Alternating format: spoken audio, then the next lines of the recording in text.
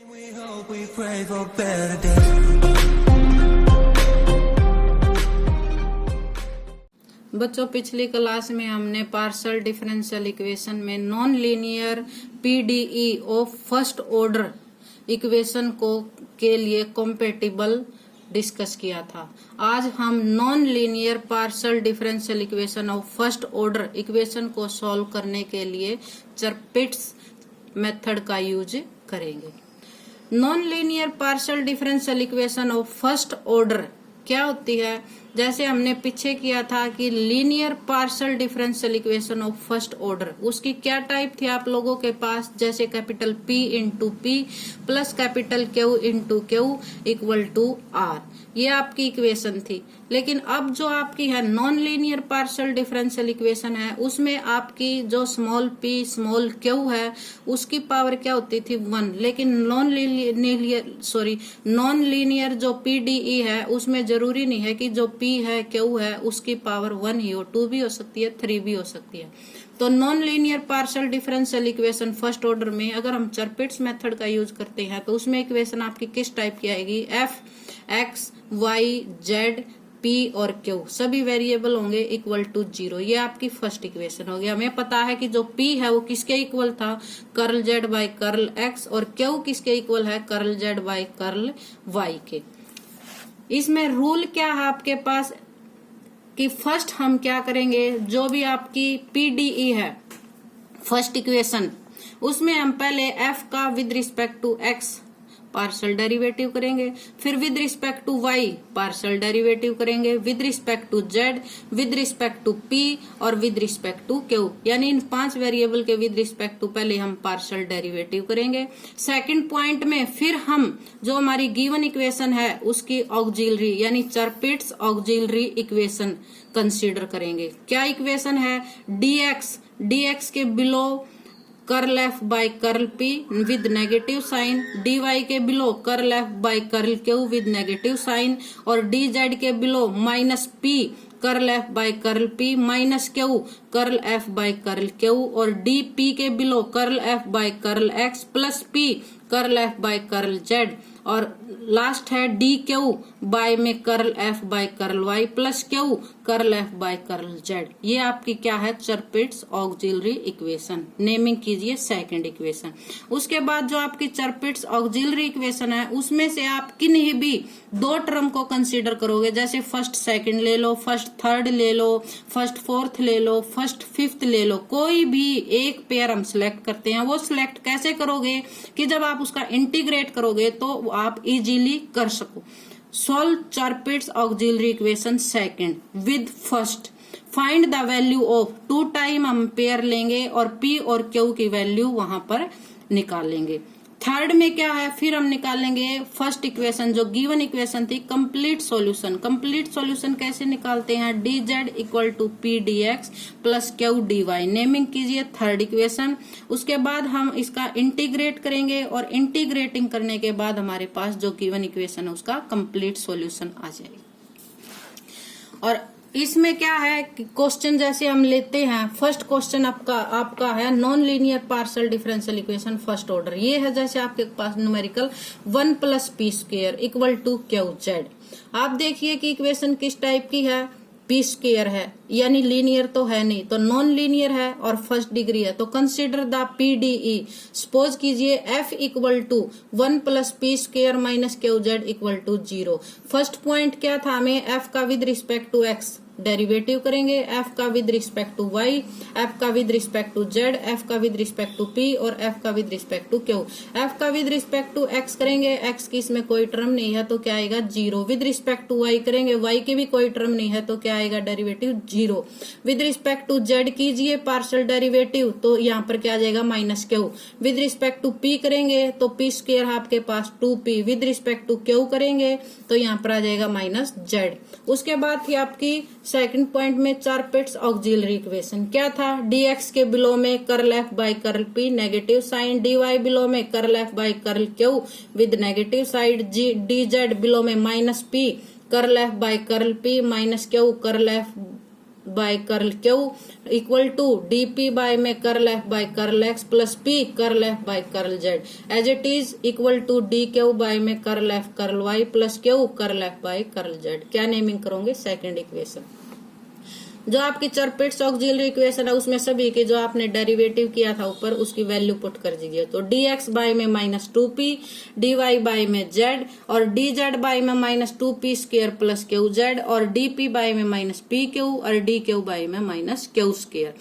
Equation जो आपकी second है चरपिट ऑक्सिलरी इक्वेशन, उसमें से आप कोई भी दो पार्ट सिलेक्ट कीजिए। सिलेक्ट कैसे करोगे कि आप जब सिलेक्ट करो तो या तो p की वैल्यू निकल जाए या q की वैल्यू निकले और इंटीग्रेट इजीली हो जाए। तो जैसे हम लास्ट टू पार्ट इसमें से सिलेक्ट करते हैं तो हमने क्या लिया, dp बाय में -pq था और इक्वल टू dq बाय में -q स्क्वायर। नेगेटिव साइन से नेगेटिव साइन कैंसिल, q से q कैंसिल, तो आपके पास आ गया dp बाय में p equal to dq by में q। इंटीग्रेट कर दीजिए तो क्या आएगा, logarithm p equal to logarithm q plus logarithm c1 which imply p logarithm की प्रॉपर्टी के according p equal to q c1। वैसे तो जब हम टू पार्ट सिलेक्ट करते हैं तो यहाँ पर हमारे पास या तो p की वैल्यू कंसीडर निकलनी चाहिए या q की वैल्यू, लेकिन अगर नहीं निकलती तो फिर हम ऐसे भी पार्ट सिलेक्ट कर सकते हैं कि जिसमें p और q यहाँ पर इकट्ठा आ जाए। नेमिंग कीजिए इक्वेशन थर्ड के बाद फिर आपके पास जैसे p की वैल्यू जो आपने फाइंड आउट किया इक्वेशन फर्स्ट में पुट करेंगे। फर्स्ट इक्वेशन आपके पास है 1 plus p square minus q z equal to 0। तो आपकी इक्वेशन ये बनेगी पुट करने के बाद 1 plus q square c1 square minus q z equal to 0। हमने इक्वेशन थर्ड का यूज किया जहां हमने p की वैल्यू निकाली। हम देख रहे हैं जो ये इक्वेशन है ये आपकी क्वाड्रेटिक इक्वेशन है q के अंडर। क्वाड्रेटिक इक्वेशन जैसे जर्नल आपकी होती है ax square plus bx plus c equal to 0। इसमें आप क्वाड्रेटिक फार्मूला लगाते हैं तो आपका ये फार्मूला है, आप जैसे कि -b plus minus b square -4ac by में 2a। इस फार्मूले का यूज करते हुए आपका ये यहाँ पर बनेगा इक्वेशन के according q equal to -b यानी माइनस माइनस प्लस, तो z positive negative negative positive, तो z plus minus b square -4ac by में 2a। ये वैल्यू हमने a b c की इक्वेशन के अकॉर्डिंग यहाँ पुट कर दी तो ये आपकी इक्वेशन आ गई। थर्ड इक्वेशन में आपने निकाला था p equal to q c1। क्यू की वैल्यू आप इस इक्वेशन में पुट कर दीजिए। इस इक्वेशन में पुट करने के बाद ये इक्वेशन आपकी फोर्थ है, तो p की वैल्यू निकाल ली, q की वैल्यू निकाल ली। जैसे कि ये दोनों सिंपल इक्वेशन नहीं है, p की वैल्यू भी और q की वैल्यू भी, तो हम इसको इक्वेशन फर्स्ट में वापस पुट करते हैं, p वैल्यू को भी और q वैल्यू को भी। इक्वेशन जो आपकी थर्ड और फोर्थ है उसको हम जो आपकी गिवन इक्वेशन थी PDE उसमें पुट कर देंगे। 1 plus p square minus q z equal to 0। p की वैल्यू पुट करेंगे तो क्या थी, q square c1 square minus q z, q की वैल्यू यहाँ पुट कर दी, z as it is equal to 0। Q square की वैल्यू, p की वैल्यू तो ये थी और क्यू स्क्वायर की भी आप निकाल चुके, तो q की वैल्यू भी यहाँ पुट करेंगे तो क्या इक्वेशन बन गई, 1 plus z plus minus square root z square minus 4c1 का square by 2c1 whole square और इनटू में आपका c1 स्क्वायर कैंसिल हो जाएगा और ये आपका यहाँ पर 4 हो जाएगा और न्यूमरेटर का होल स्क्वायर और डिनोमिनेटर का अलग से होल स्क्वायर कर देंगे। ऐसे ये आपका तो एलसीएम ले लेंगे तो आपकी इक्वेशन बनेगी 4c1 square plus z plus minus z square minus 4c1 square whole square minus 2, क्योंकि 4 था आपके पास, और यहाँ पर भी आपका आएगा c1 square minus 2 z plus minus z square minus 4c1 z equal to 0। हमें यहाँ पर जो गिवन इक्वेशन होती है उसमें से p और q को इलिमिनेट करना होता है। तो हमारी जो ये इक्वेशन है वैल्यू पुट करने के बाद इसमें p और q कंप्लीट हो गया, इलिमिनेट हो गया। ये हमारा न्यूमेरिकल यही कंप्लीट होता है। अब हम एक नेक्स्ट न्यूमेरिकल और डिस्कस करते हैं। जैसे आपकी इक्वेशन है P square minus Q square equal to X minus I. Generally जो आपकी नोटेशन है सपोज कीजिए let F equal to P square minus Q square minus X plus Y equal to 0। Naming first.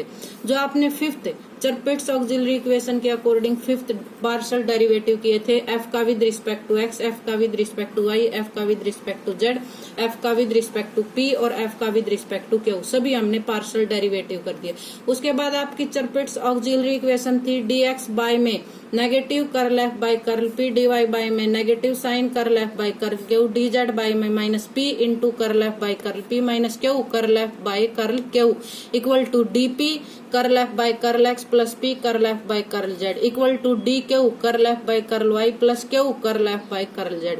सभी जो आपने derivative किए थे about PDE partial derivative किए थे पीडीई के, वो सभी वैल्यू हमने पुट कर दी। आपके पास 5 टर्म है, 5 टर्म में से आप सिलेक्ट कीजिए किन्हीं भी 2 पेयर को जिसका आप इजीली इंटीग्रेट कर सके। तो हम इस इक्वेशन में जो आपकी सेकंड चरपिट्स ऑक्सिलरी इक्वेशन है उसमें हम फर्स्ट और फोर्थ टर्म पार्ट सिलेक्ट करते हैं। तो आपकी इक्वेशन बन गई dx by minus 2p equal to dp by minus 1। Negative sign से negative sign cancel, cross multiply करेंगे तो dx equal to 2p into dp। तो x के पास ओनली x की टर्म यानी 1 और p के पास p, तो इंटीग्रेटिंग इजीली हो सकता है। तो इंटीग्रेट कीजिए dx का x equal to 2 as it is p square by 2 plus constant, 2 से 2 cancel, x equal to P square plus c1 square. P square का वैल्यू आपके पास आ गई x माइनस c1 को अनदर आर्बिट्रेरी कांस्टेंट पुट करेंगे तो p square equal to x plus c1, negative sign c1 के अंडर इंक्लूड है।